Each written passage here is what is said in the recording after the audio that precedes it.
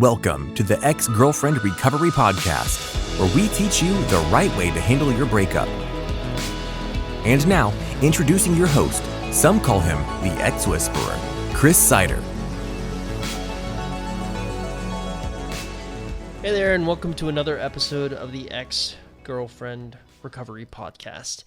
Today we're going to be taking another listener question that we got. Actually, it was the very second question that we got when I actually started launching the podcast, and a lot of it is going to be focusing on the reasons why ex-girlfriends break up with you and what to do about them. So I'm going to play the question. It's from someone who wanted to remain anonymous, but I actually really, what he said resonated with me because you could just tell the defeat in his voice. And what I'd like to do is, by the end of this podcast episode, give him and some of the listeners some clarity on what ex-girlfriends really mean when they say, you know, you're being too pessimistic, or that they've changed, or that you should move on. Because that's something that not a lot of women will really sort of tell you what they really mean by. So without further ado, let me play Mr. Anonymous's question. My girlfriend left me a few weeks ago. She said that I was too pessimistic, which I suppose I was, but none of the reasons she gave were really a deal breaker in anyone's mind, I wouldn't think. And I haven't contacted her since the breakup. And I still have deep feelings for her, and she said that she wanted to be happy, or she said she needed to do what's best for her, and that's why I let her go so easy. But since then it hasn't been so easy, and I just don't know what direction I need to take it. It's been almost a month now since I've spoken to her, and none of the guides I've read have really hit my breakup specifically. And I was just looking for advice on that. Okay, there's a lot to unpack here. So what I like to do typically when I get questions is to sum them up so I can hit the bigger points and sort of help you.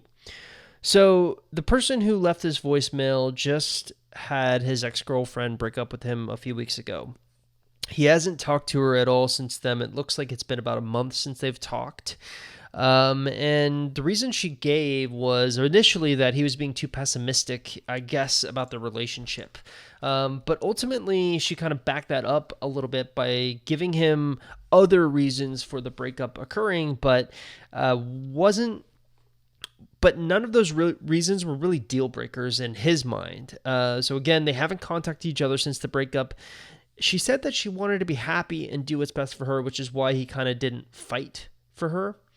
And what I think is interesting about this particular situation is the fact that we got a guy who's struggling clearly, but hasn't fought for the girl yet because he's falling into this victim mode of thinking that, you know, what is best for the girl is that he backs up.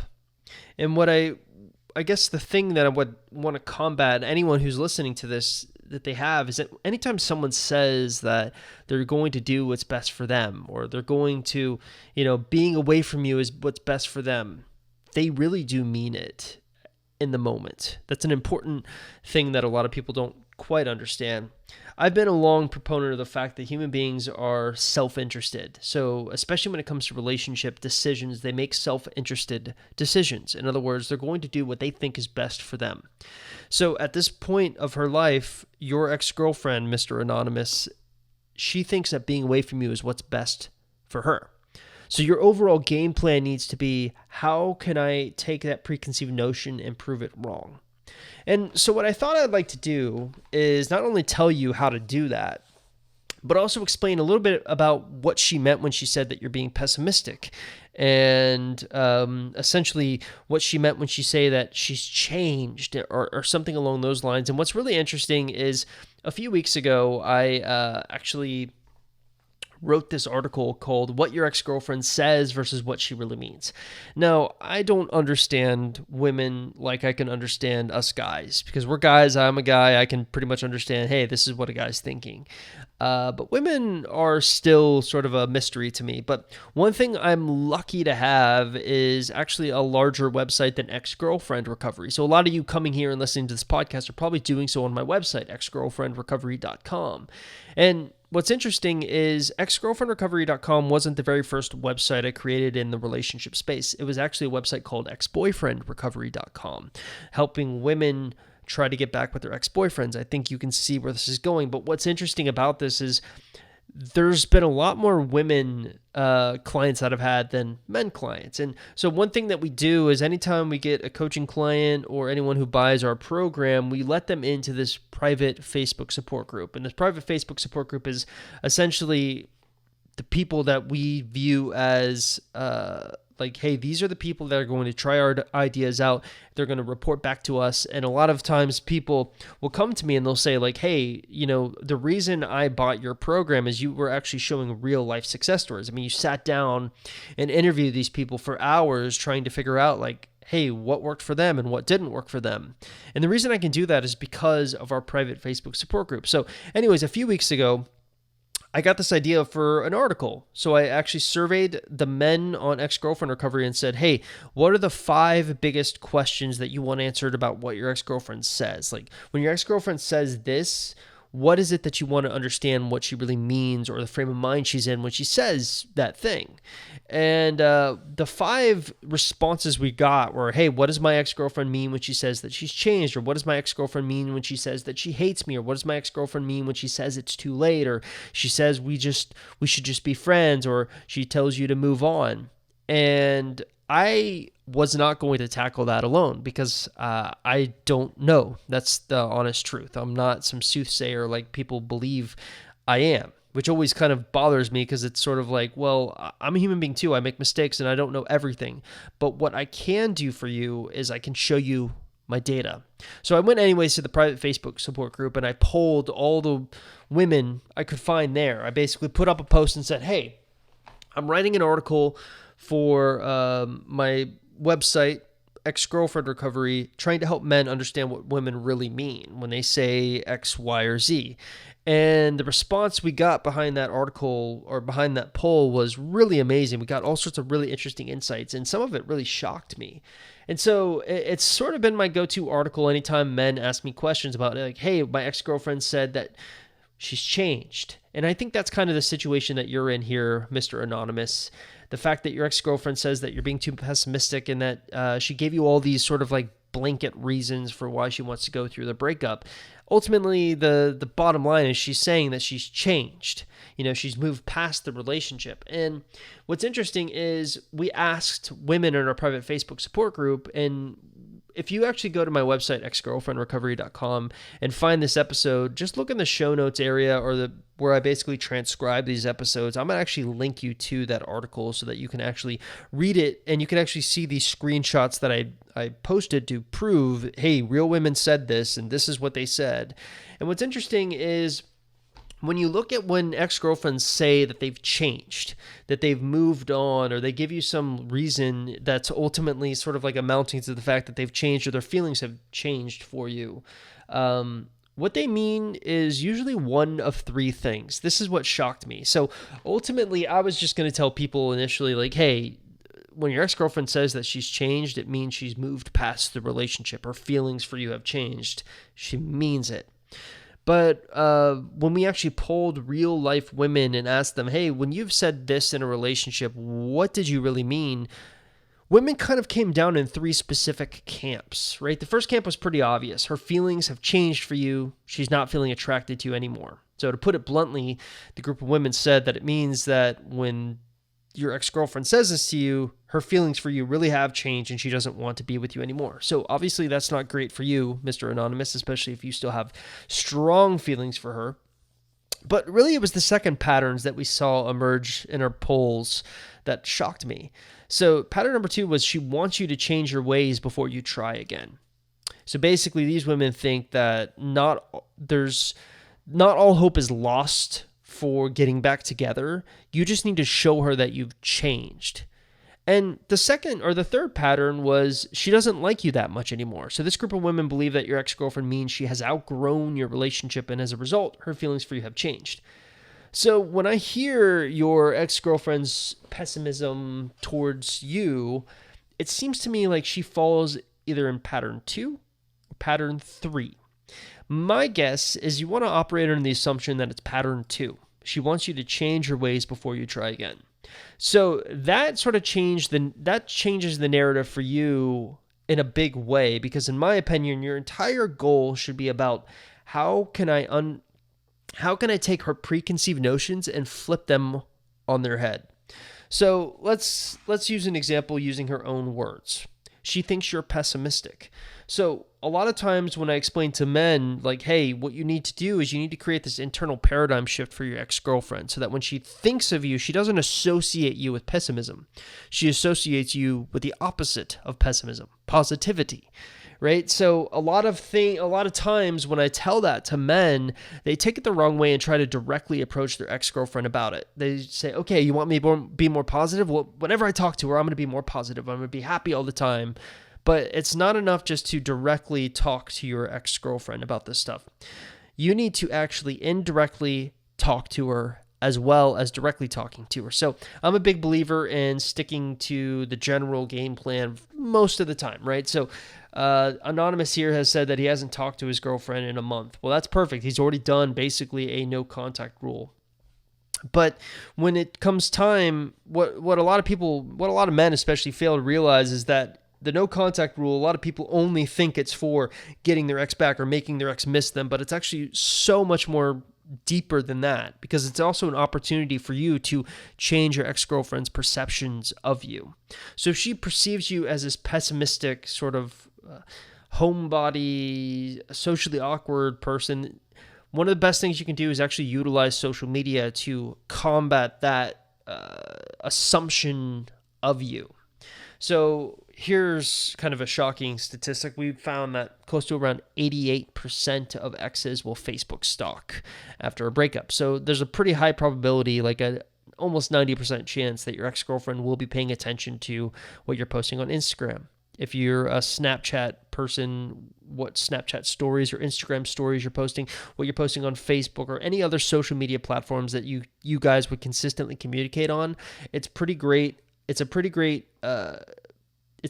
good guess that she is going to be trying to not contact you, but she's going to be watching you. So you need to tell or cultivate the story that you want cultivated so that she looks at you and doesn't think, oh, wow, same old, same old. She looks at you and think, hey, this is different. This is new. It's important that you do that, especially before you get back in touch with her. And a lot of men, when I explain this to them, they don't buy into it. So they nod their heads. They're like, yeah. I get it, Chris. I get it. I'm totally cool. And then they disregard everything I say. And then they contact their exes. And they come back to me and said, it didn't work. Well, it didn't work because this is not the kind of situation where you're going to get immediate results. This is the kind of thing where it's a month-long process of you cultivating the image and then getting back in touch with her and cultivate the image even further. And what's really great is some men who are really, really great at doing this will actually get her friends talking, and her friends will tell her. And it's even more powerful then, because there's a difference between her friends saying like, hey, have you seen Brad's post on so-and-so and such? It looks like he's doing some really cool things. Or like, have you seen what he's doing? It makes her pay attention more to what you're doing. And I think maybe that's what's missing, because if your ex-girlfriend views you as pessimistic, if she views you as being this guy who always sort of shoots down ideas, and I think someone who's pessimistic is someone who's like, maybe she wants to be spontaneous, and you're kind of like shooting that idea down and you just want to stay in. Maybe a great way of combating that is to do something wild, seriously, on social media. Not wild in the fact like, hey, let's go out and take part in some nutty sort of like cult. I don't mean it in that way. I mean it like, hey, let's say she doesn't ever view you as taking a big risk. So maybe your big risk could be like, let's go jet skiing. or let's go on a hot air balloon, or let's go do something let's do something that takes her preconceived notions about you being a homebody and kill it.